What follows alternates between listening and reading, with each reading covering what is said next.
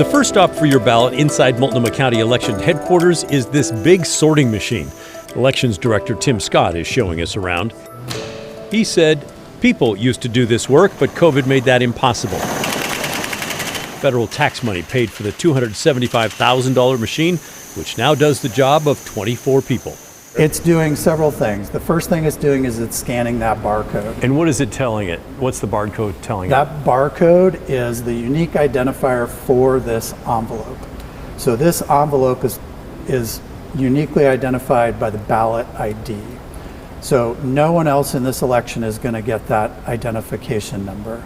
And that pairs up with the voter. So we know when we scan this ballot, this barcode, we know that that voter has returned a ballot. And if that barcode isn't readable, or it isn't a barcode that's eligible for this election, it's going to get kicked out into the bin number 1. That's where all the rejects go. Rejections happen for a few reasons. Maybe someone used an envelope from a past election. That's what this is. Or maybe they forgot to sign the outside of the envelope, which is what happened here. In those cases, the voter is contacted and the problem fixed. The machine also makes sure the signature on the envelope is yours. So it's scanning that barcode, then it's capturing the signature that's on the envelope, and then that signature is what's used for signature verification against the voter registration signature. And the computer's doing that? We do have what we call automatic signature verification, and that's installed on this machine, and that software is set to basically capture 100%, if the signature matches 100%, it's going to say yes, it's good. Okay, and the point of all that is to make sure that somebody isn't using your name, but it's not you, and they're trying to copy your signature? That's correct. The signature is one of the primary security features of vote by mail. That's so we can be sure that when we mailed the ballot to you, that we have a relationship with you already because you registered to vote and you gave us a signature. And then when you return that ballot, we're matching the signature from the envelope to the voter registration signature to make sure it's you that voted the ballot. The reason it's so important to make sure the envelope came from you is that once it's opened up and the ballot is taken out, your ballot joins a sea of others with no way to trace it back to you.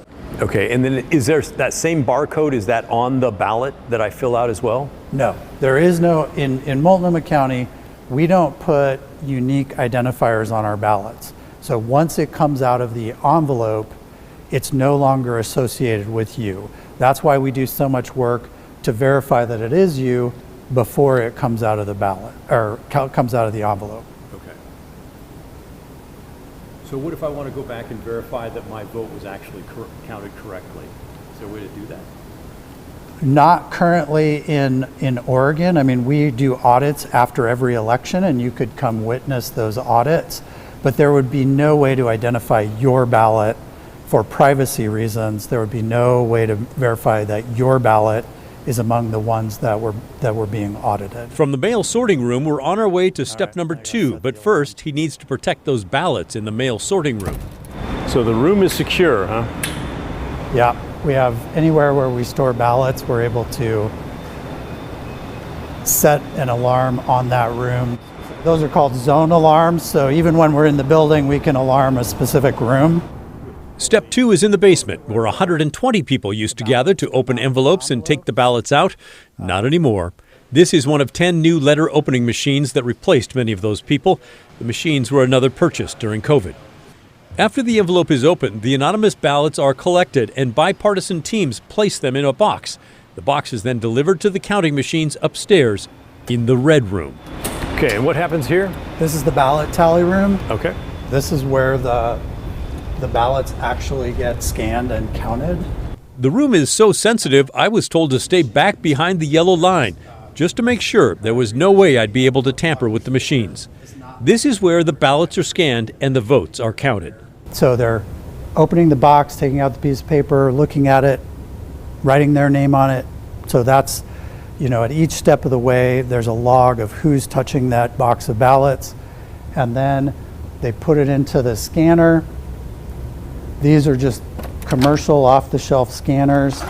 They put the ballots in, they scan through, and then they put them back in the box on the other side. Software creates a digital version of the ballot. There's a digital image of the front and the back, and that's what we work off of from that point on.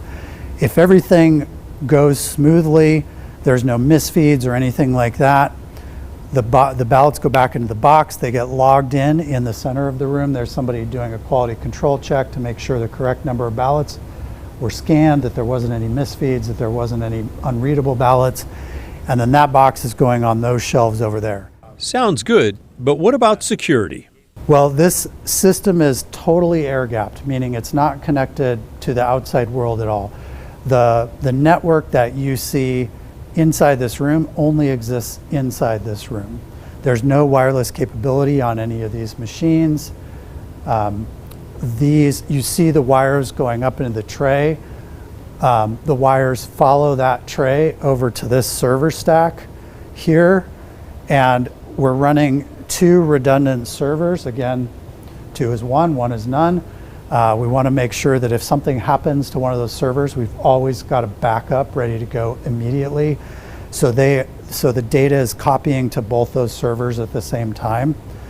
And that's it. The wires that you see going up into the ceiling, they do go up into the ceiling for the camera system, but above that drop ceiling is 6 inches of concrete.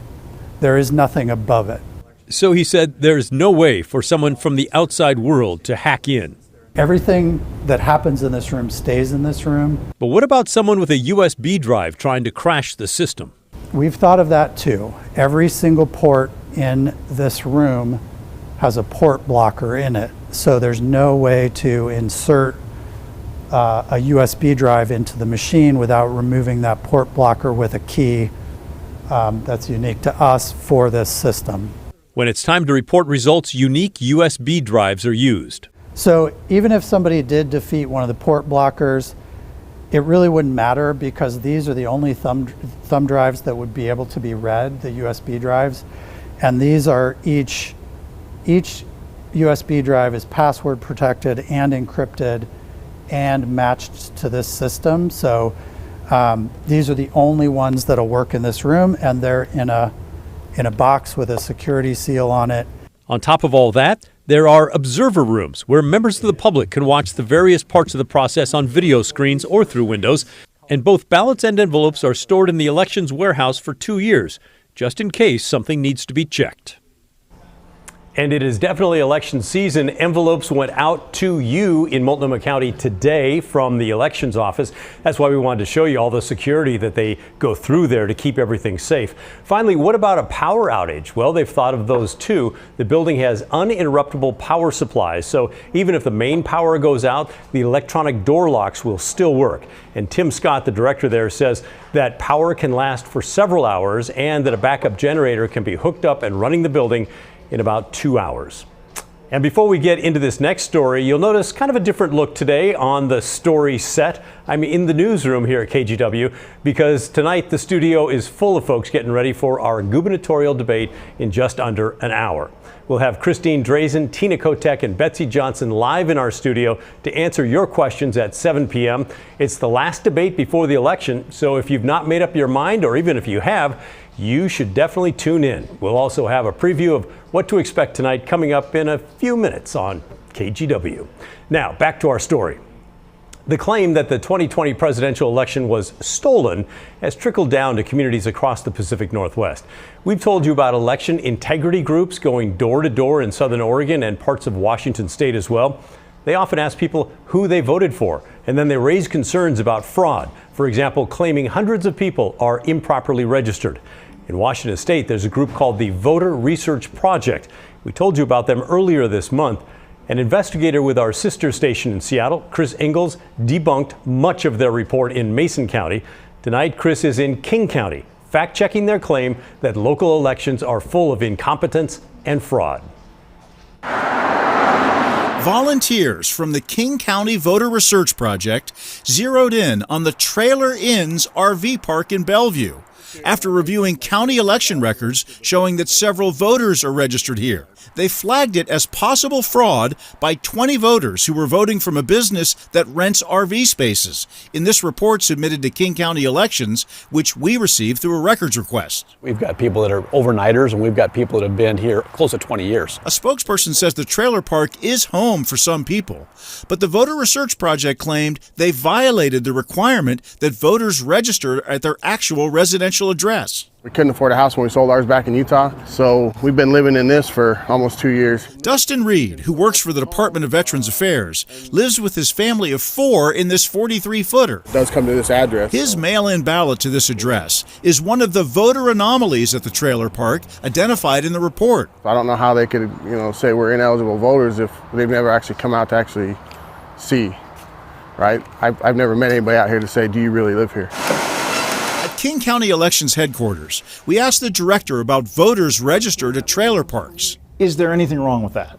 Absolutely not. People can use a non-traditional address here in Washington State to get registered, provide us with a mailing address. In this list, there were voters that are military, overseas, unhoused, or currently have a non-traditional address. So Dustin's voter registration. So for them to say we're ineligible is just kind of mind-boggling. And the others here are all legal. With this one stop alone, we've been able to strike 20 names from their voter anomaly list. Voter Research Project says it found 444 registration anomalies in months of door-to-door canvassing in King County. My name is Chris Ingalls. I'm a reporter from King TV. How are you? Nobody came to the door asking about a guy named Schomburg, just trying to verify what they've reported. In other areas, like the story we aired from Mason County last month, volunteers listed names, addresses, and specific information in their reports that allowed us to follow up by going door to door. We're just going to several different addresses that they put in their report. But King County Voter Research Project only identified a name and voter ID number.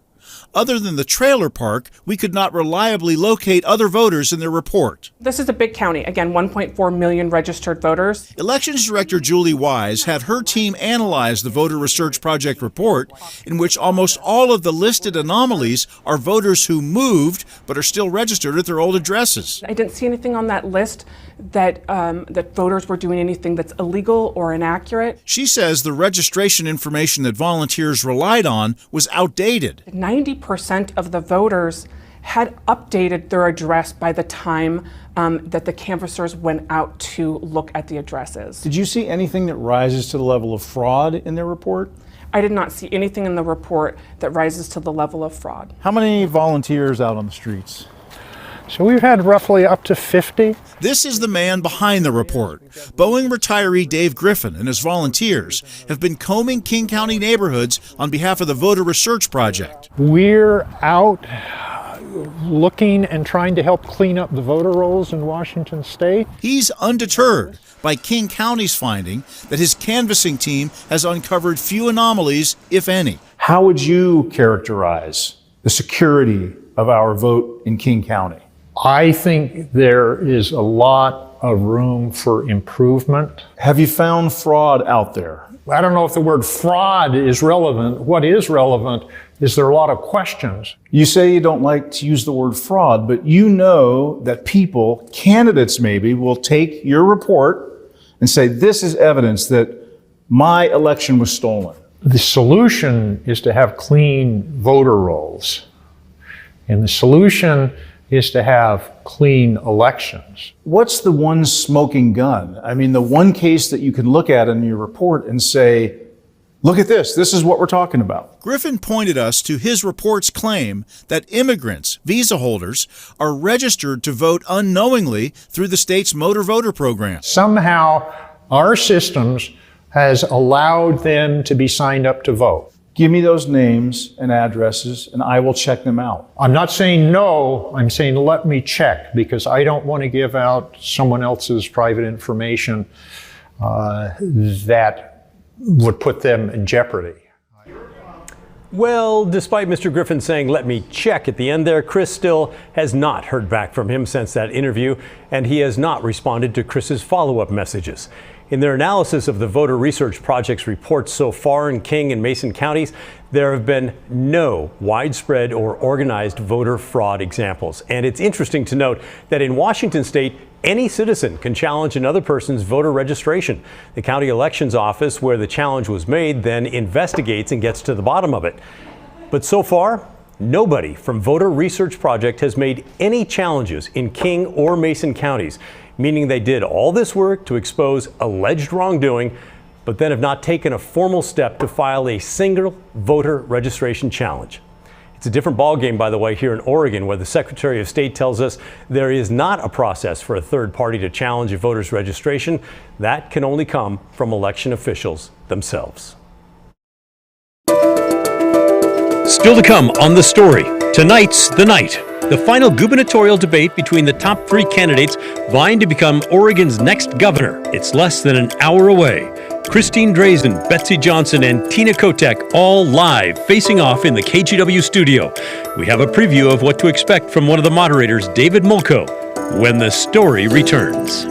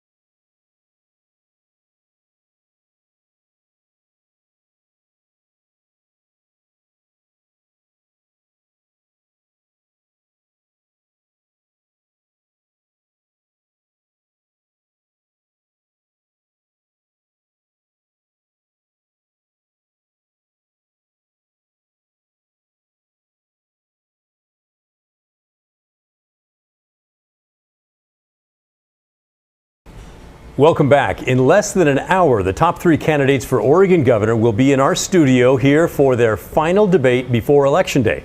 Things are scheduled to go for an hour, and we're hoping to pack in as much as we can to those 60 minutes as possible. Joining me now is one of the moderators tonight, David Mulco. And David, we certainly don't want to give away any of the questions that you'll be asking tonight, But give viewers an idea of how you prepare for an event like this. You know, the thing I have to keep reminding myself about tonight is what it is all about. It is not about the $55+ million in spending and counting, the most expensive race in Oregon governor's history. It is not about attack ads and the finger pointing. It is about the voters, all of you watching, and whatever your politics or your priorities, really shining a spotlight on all three candidates and helping you decide who is best positioned to lead Oregon for the next 4 years. I mean, my job with this debate, and frankly with any debate, is to give you a deeper glimpse of who these three leaders are, what they truly believe, how they plan to get there, and whether you like their answers or not, it's up to you to connect those dots then. And of course, we've been asking viewers for their questions for the candidates tonight, and you'll be featuring some of those too. And I want to ask, what are you expecting from each candidate tonight? Of course, we expect things will stay civil, but there could be some pointed remarks, I guess. I mean, let's hope so. We've had close races for governor in Oregon before, Pat, right? But not like this, especially with Betsy Johnson coming up the middle, with polls indicating she is siphoning more Democrats from Tina Kotek than Republicans from Christine Drazan. Look, I am by no means a political strategist, but from talking to a few over the last couple of weeks, including the late Len Bergstein, one of the things we might watch for is how Drazan and Kotek push to win back those voters who have broken for Johnson. Keep in mind also, there are national eyes on this race. The president's visit signaling all sorts of things, outlets like Politico calling it arguably one of the most competitive statewide races in the country. But Pat, in a way, that's all noise, because again, I'm going to bring it back to voters. What are the issues that matter to you and your family? Whose vision is best aligned with your own? Who is best positioned to better your life and the lives of all Oregonians, if that's your philosophy when it comes to the role of government? Now, all that said, Pat, it's still going to be a really exciting night. It is indeed. David Mulco, thanks so much. We'll be looking forward to that. It's tonight, KGW, 7 p.m. And by the way, let me just add my 2 cents on this. I've interviewed all three candidates. I think they're all exceptional. Each is smart and understands the issues very well. You may have your favorite, but in my opinion, Oregon's going to be just fine no matter who wins. They do have different approaches, but it's clear to me they each want to make our state a better place, and that's a good thing for all of us. Still to come on the story, it's no secret the air quality around Portland is brutal. The big fire in the gorge has poured smoke into the region, giving the sky that nasty smoky haze. Chief Meteorologist Matt Zaffino will tell us when it should clear out for some relief right after this.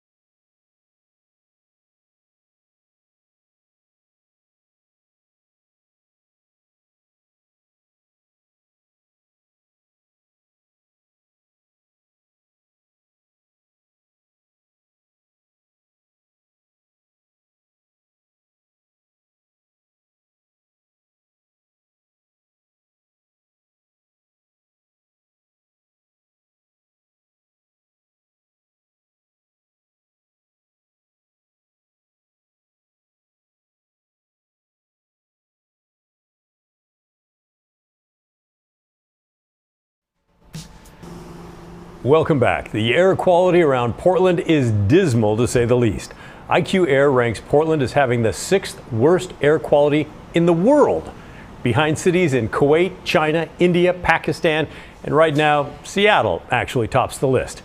Here at home, it's mostly due to that huge fire that's burning near Camas in Washington. Chief Meteorologist Matt Zafino joins us now with a look at when things could improve. Matt? Yeah, Pat, I've got an update on that list, too, from IQ Air. We are now fourth worst air in the world. Number 1 on the list is Lahore, Pakistan. Seattle, number 2. Go Seattle. You're better than us in this regard. Your AQI, Air Quality Index, 249. Then Delhi, India, and then number 4 is Portland at 174. So yeah, it's bad. And when you look at the map here, you can see that it's the west coast here from Vancouver, BC, really clear on down to really just south of Eugene. Medford's air quality is a lot better than ours. And as Pat mentioned, it's because of our proximity to the wildfires. And this time of the year, when smoke or fog or anything like that gets in the valleys, unless there's some mixing mechanism, some cold front that comes through, a lot of wind or something like that to mix the air out, it just stays because the sun angle is low now. So we're not getting the normal warming we would that would generate the kind of vertical mixing that could clear this out if it was the middle of summer. So here are the actual sites reporting that air quality index of about 174, which is in the unhealthy category. Gets a little bit better in parts of the valley. As you go up in elevation, it actually gets better because the worst air is down here in the low elevations. And again, it extends clear up into Vancouver, BC. So that's where we are with our air quality. Here's a live look. It's just murky and icky. I mean, Pat said dismal. I would add icky to the list because it's just not very pleasant. Sun's gone down, but the air quality is not going to get any better until tomorrow, and then it will. Our air quality warnings extend until 6 o'clock tomorrow. And at that point, in fact, during the day tomorrow, we're going to begin to see westerly winds kick on in. Now, we had fog in the valley, too, and the smoke, believe it or not, makes the fog worse because the smoke is made of little particulates. Those act as condensation nuclei for the fog to form on. So you get thicker fog when you have smoke. We cleared out, but it stayed hazy. But here's the good news. Our smoke model showing the smoke blowing away from west to east during the day tomorrow. By the time we roll into Friday, it's gone. We're done with smoke, and we should be done with fire by the end of the weekend, too, because the Cascades are going to get a good soaking rain. So a lot of good news, Pat. We just got to get through about the next 24 hours. Back to you. All right. Thank you, Matt. It's about time. Bring on the rain. All right. Keep sending your questions and comments to the story at kgw.com. We're going to wrap things up right after this.